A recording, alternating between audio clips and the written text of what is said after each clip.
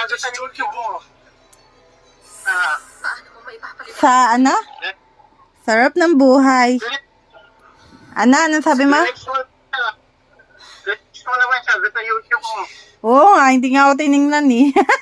Hindi naman niya napapanood yan sa YouTube kasi ano, hindi ata siya nakafollow sa akin. Nag-ano nga ako doon, nag-comment nga ako doon, hindi ko kailangan. Tangi ka, nireplyan kita doon. Ako nga lang lagi nagko-comment, nag-lecture mo eh. Meron. May reply wala kang ano.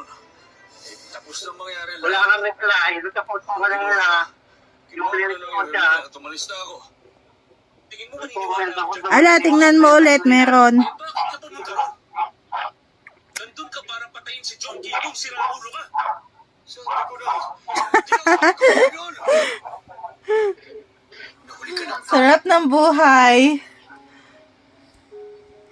Yun ang sinabi mo kanina. Sabi mo medyo nahuli ka noon. Ang pogi talaga ng asawa ko, oh. Kung ganun, merong nagbuto sa'yo. At Napaka-pogi. kailan papatayin si John Kibong.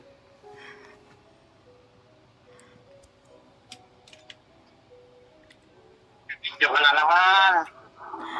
Oh, bakit? Gusto mo bang maaresto sa kasong pagpatay nila Yung Sang-kyo at John Kibong? Nakakapunggihan. O patutunayan mo hindi mo pinatay si John Kibong Ang pogi talaga ng asawa ko. sa pagpatay kay Yung Sang-kyo? Nagkikit ka sabi dyan ako. Sige. I love you. Ingat ka palagi.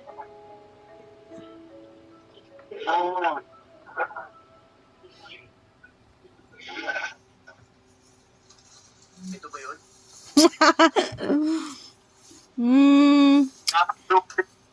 Dapat doon sa camera. Ang dual camera. Para kita ka din na natin ka.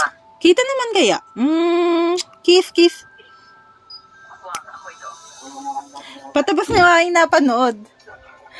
Ang ganda na. Yes, ma'am. Nagkakabukingan na sila. At sa tingin ko, meron nang nalaman si Kang Jimin. Si Kang Jimin. Ano nangyari? Halos sinabi niya ng lahat. Line Office Cell Unit 803. Hi, Draymond. Presidente ang pagkamatay ni Sam at hindi siya pumatay kay John Kibong. Wala kang comment, wala kang response sa comment ko. Alin doon?